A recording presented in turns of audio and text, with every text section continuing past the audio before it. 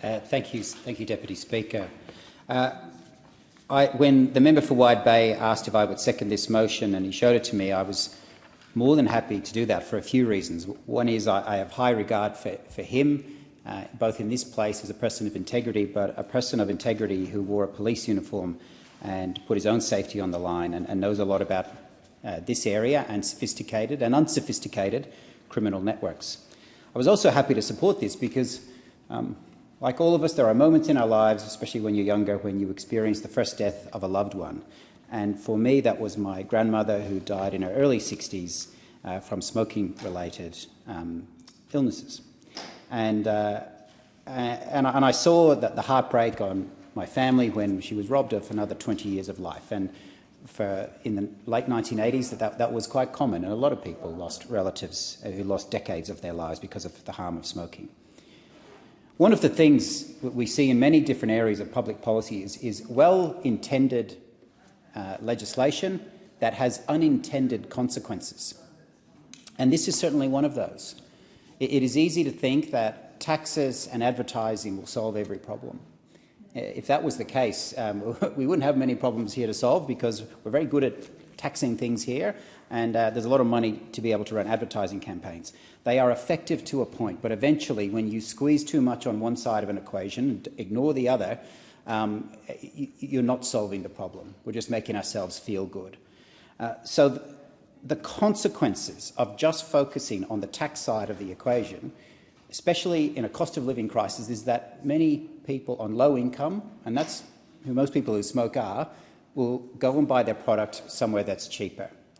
And where they're buying that's cheaper is in illicit tobacco trade. And the member for Higgins has a distinguished career and as a professional doctor, and has quite rightly pointed out the trend of statistics over the last few decades. But sometimes you get a glimpse of a change in that in the short term. And we're hearing that from other medical professions, and we're hearing other professionals. So here is an article from the 11th of September this year.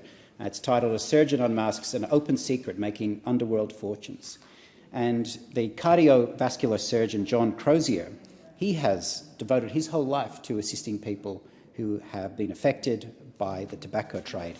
And when he has seen an increase in people coming to his hospital, he started to ask why. Why is this increase happening so suddenly? And he's finding out that they're buying tobacco from illicit areas across Sydney, and we're seeing it across Melbourne. And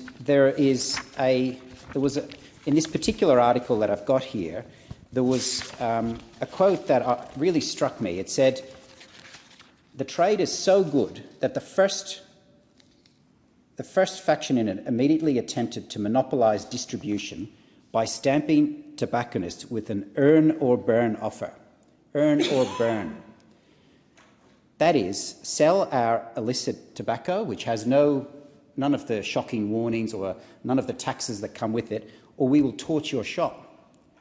And we know that that's happening because we're seeing throughout, particularly Melbourne and Sydney, illicit tobacco shops being burnt down. So in addition to the problem that this is creating for people's health, it is creating gang wars through our cities. So, of course, we should focus on taxing this, and in part that offsets the health budget consequences. But it is so important that we look at the enforcement end of this, because right now criminal organisations, they're rational. They will look at the enforcement in hard drugs like cocaine and other areas and say, well, why would I take that risk when I can make just as much money as this, and I can put the risk from me on to someone who is probably fear of being deported, who's easy to influence, and then are told that they will be subject to violence or have their store burnt down if they don't do it. And then I'm also hearing from many small grocery operators who are doing the right thing, those who run IGA stores, who do sell this, and it is a big part of their income, they're seeing that drop off. So people who are doing the right thing are being punished. People who are doing the wrong thing are getting away with it. And at the moment, we are letting local councils enforce that. And local councils, I have a lot of respect for local councils, but dealing with violent, well-organised criminal organisations is not their job, and we need to make sure that we resource the group that can do it. Thank you. I thank the member.